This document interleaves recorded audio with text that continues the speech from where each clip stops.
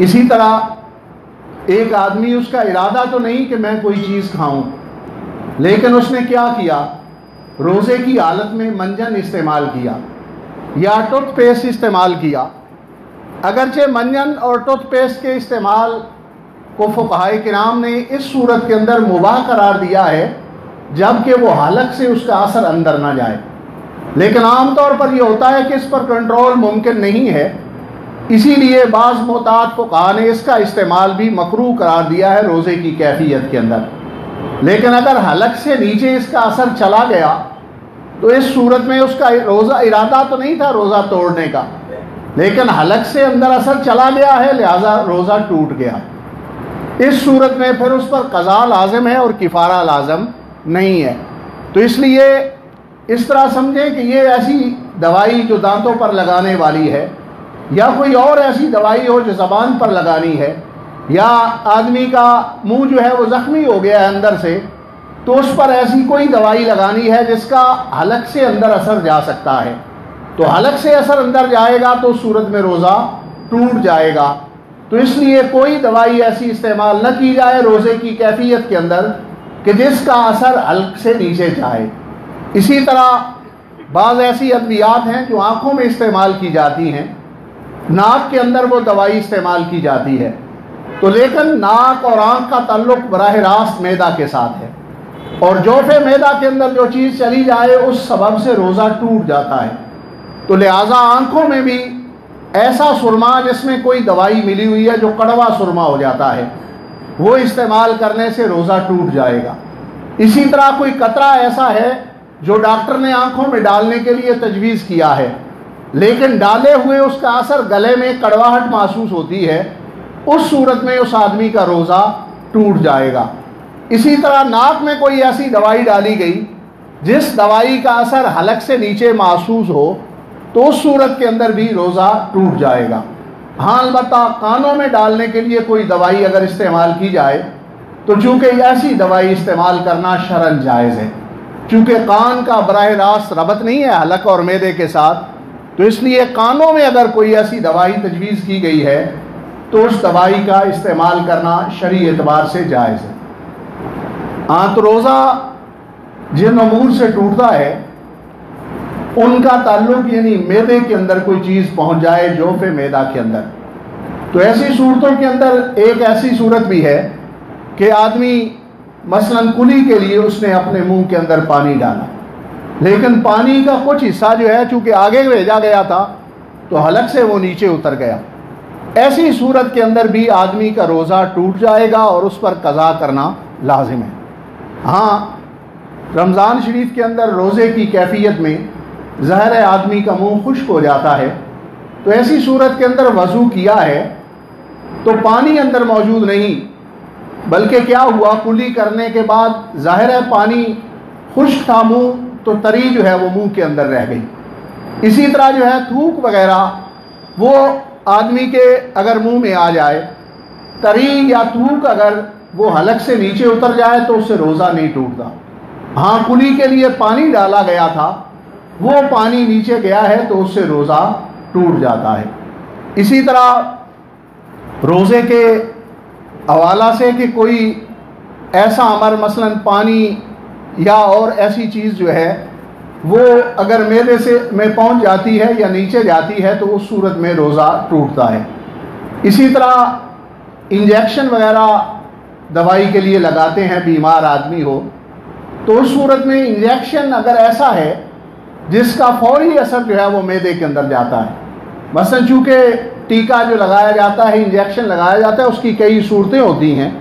बाज़ जिन्हें कुत्ता वगैरह काट लेता है तो उनके पेट पर वो टीका लगाया जाता है, बाज़ सूरतें ऐसी हैं कि गोश्त के अंदर टीका लगाया जाता है, और बाज़ सूरतें ऐसी हैं कि वो रग के अंदर जो है वो टीका लगाया जाता है। तो जो रग के अंदर टीका लगता है उसका फौरी असर जो है वो मैदे के अंदर जाता है। तो ये मुत्तफ़क़ुन अलैह फ़ुक़हाए किराम के यहाँ ऐसी सूरत में ऐसे इंजेक्शन से जो वो रोज़ा टूट जाता है। हाँ, अलबत्ता गोश्त में टीका लगना, इसके बारे में फ़ुक़हाए किराम के दरमियान इख्तलाफ मौजूद है, लेकिन एहतियात इसी में है कि ऐसा टीका भी न लगवाया जाए रोज़े की हालत में, अगर ज़रूरत भी पड़ गई है तो रोज़ा इफ्तार करने के बाद जो है इस अंदाज में भी कोई ऐसा इलाज करवाया जाए। इसलिए कि फ़ुक़हाए किराम की आरा मुख्तलिफ हैं, तो हमारे लिए तो ये है कि हमने रोज़े को अल्लाह की बारगाह में उस अंदाज में पेश करना है जिसका मालिक के हुजूर मकबूल है। तो एहतियात इसी में है, चूँकि बाज़ फ़ुक़हाए किराम उसके जवाज़ का फ़तवा देते हैं और बाज़ अदम जवाज़ का देते हैं। तो एहतियात अदम जवाज़ वालों की बात मानने में है ताकि हमारा रोज़ा मुस्तहसन सूरत के अंदर रब ताला की बारगाह में पेश किया जाए। हाँ, तो इस हवाला से आदमी उसका इरादा नहीं है पानी पीने का, लेकिन क्या हुआ, वो बारिश में कहीं जा रहा है और बारिश के दौरान उसके मुंह में बारिश के पानी का कतरा आ गया और वो कतरा उस आदमी के हलक से नीचे उतर गया। ऐसी सूरत के अंदर उसका रोज़ा फासिद हो जाएगा, अगरचे किफ़ारा लाज़िम नहीं, क़ज़ाए रोज़ा उस पर लाज़िम होगा। तो ये कुल ऐसी 13 सूरतें जो बयान फरमाई गई, उनका मैंने ज़िक्र आपके सामने कुछ का कर दिया है। इसी तरह आदमी का मकसद पानी पीना नहीं है, लेकिन शिद्दत प्यास है और उस शिद्दत को घटाने के लिए कोई आदमी मसलन बर्फ़ उसका छोटा सा टुकड़ा लेकर वो अपने लबों पर रखता है ताकि मेरे होंठ बार बार खुश्क हो रहे हैं तो मैं इस खुश्की से बच सकूं और मेरे लिए आसानी हो। ऐसी सूरत के अंदर बर्फ़ का कोई कतरा पानी की सूरत में अगर हलक के अंदर दाखिल हो गया तो उस सूरत में रोज़ा टूट जाएगा। अगरचे उसका पीने का इरादा भी नहीं था, पीने की कोशिश भी नहीं की, सिर्फ लबों की खुश्की को दूर करने के लिए उस पर बर्फ़ लगाई गई, कोई कतरा अंदर चला गया तो ऐसी सूरत के अंदर रोज़ा उस आदमी का फासिद हो जाएगा। इसी तरह हमारे यहाँ दवाई का एक ज़रिया भाप दी जाती है। भाप लेते हुए ताकि आदमी के अंदर के अमराज जो हैं पेट के, उनसे वो दुरुस्ती होती है। बाज़ औक़ात गैस बन जाए तो उसके लिए भी लोग भाप लेते हैं और अमराज के लिए भी। तो जिस भाप लेते हुए कोई दवाई उसके अंदर डाली गई है और ऐसी सूरत के अंदर वो भाप दी जा रही है तो रोज़ा उस सूरत के अंदर भी फासिद हो जाएगा। इसलिए कि मेरे के अंदर चीज़ का असर पहुंच जाना ये रोज़े को फासिद कर देता है। ये खाने के हुक्म के अंदर आता है और इस अंदाज में भी आदमी का रोज़ा जो है वो फासिद हो जाता है। इसी तरह कोई आदमी उसने सिगरेट या हुक्का वगैरह पिया तो इस सूरत में भी चूँकि इसका असर मैदे के साथ फौरी होता है तो इस बुनियाद पर भी आदमी का रोज़ा जो है, इस हालत के अंदर कोई चीज़ अगर वो इस्तेमाल कर रहा है रोज़े की कैफियत में तो इससे उस आदमी का रोज़ा जो है वो फासिद हो जाएगा। हाँ, कुछ ऐसी चीज़ें हैं जो इसके करीब करीब आदमी उनका इस्तेमाल करता है लेकिन रोज़ा फासिद नहीं होता। उनका चूँकि इस मौजू से अगरचे ताल्लुक़ नहीं लेकिन वो इसके साथ लाजिम है, इसलिए ज़िक्र करना चाहूँगा।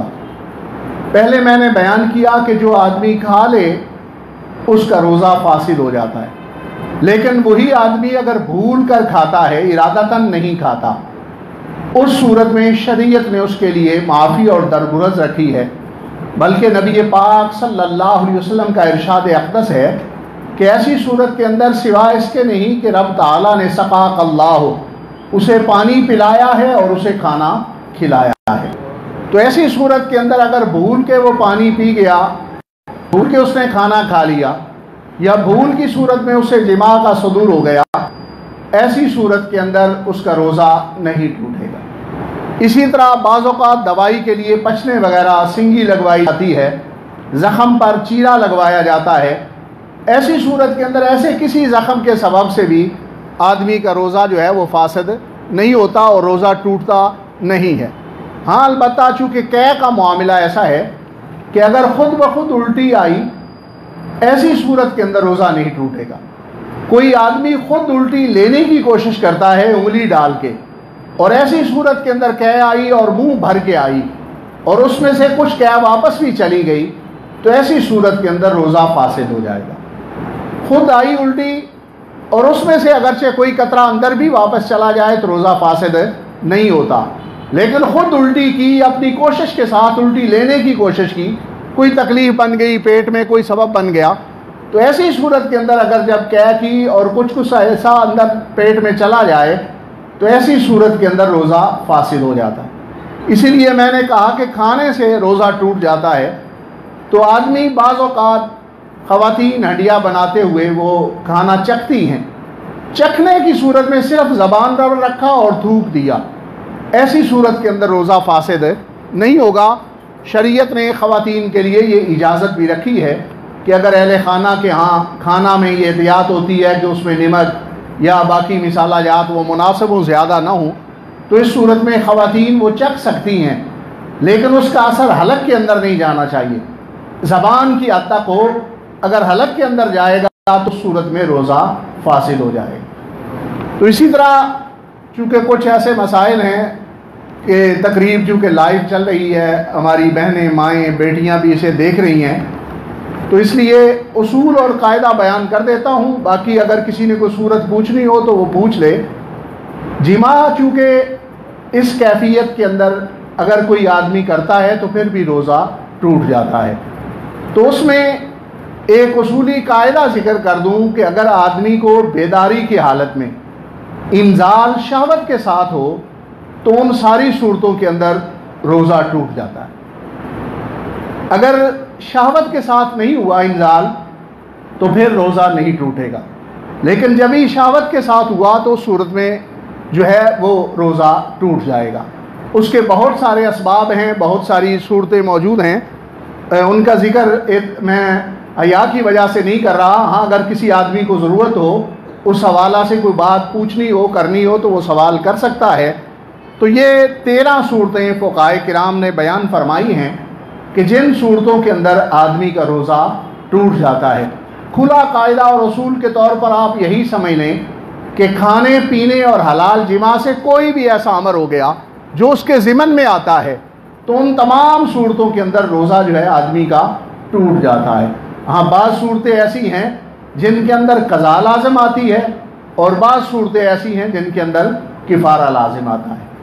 तो किसी आदमी में ज़हन के अंदर कोई सवाल ऐसा मौजूद हो तो वो सवाल कर सकता है।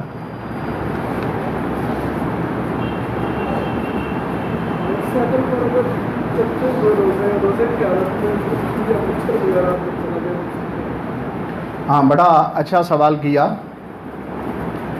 इस सूरत में गर्दो गुबार, मसलन कोई आदमी काम काज ऐसी जगह पर कर रहा है, मसलन खातून खाना है तो वो चक्की पर आटा पीस रही हैं या दाने साफ़ कर रही हैं, इसी तरह का और कोई अमर है, तो अगर जो चीज़ बतौर ग़िज़ा इस्तेमाल नहीं की जाती, मक्खी ऐसी चीज़ है जो कि ग़िज़ा नहीं है इंसानी, इसी तरह गर्दो गुबार वो इंसानी ग़िज़ा नहीं है, कोई ऐसी चीज़ हलक से अंदर चली जाए, उस सूरत में रोज़ा नहीं टूटता।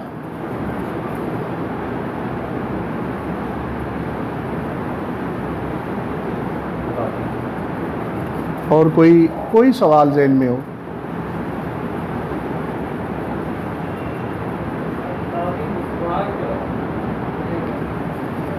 हाँ, पहले ये मसला गुज़रा मंजन और टूथपेस्ट के ज़िमन के अंदर कि हलक के अंदर उतर जाएं तो सूरत में रोज़ा टूट जाता है। अगर उसका असर हलक से अंदर ना जाए तो फिर शरई एतबार से उसका इस्तेमाल जायज़ है। तो मिसवाक उससे भी ज़्यादा खूबसूरत अमल है दांतों की सफाई के लिए, चूँकि ये तो सरकार दो आलम सल्लल्लाहु अलैहि वसल्लम की सुन्नत मुबारक है। मंजन या टूथपेस्ट का इस्तेमाल अगरचे दांतों की सफाई के लिए जायज़ है, और लेकिन उतना ज़्यादा अहवत नहीं जितना मिसवाक का इस्तेमाल करना। तो मिसवाक अगर पहले टाइम के अंदर बेशक ताज़ा मिसवाक हो, उसे इस्तेमाल किया जाए तो रोज़ा नहीं टूटता। हाँ, अगर वक़्त बाद वाला शुरू हो जाए और मिसवाक खुश्क है तो उस मिसवाक को इस्तेमाल करना जायज़ है। हाँ, ताज़ा मिसवाक हो और वक़्त निस्फ़ुन निहार से बाद का हो, जिसमें मुंह ज़्यादा खुश्क हो जाता है रोज़े के सबब से, ऐसी सूरत के अंदर भी अगर उसका असर हलक से नीचे ना जाए तो उसका इस्तेमाल जायज़ है। लेकिन उलमाए किराम ने एहतियात ये बयान की है कि निस्फ निहार के बाद ताज़ा मिसवाक इस्तेमाल न किया जाए।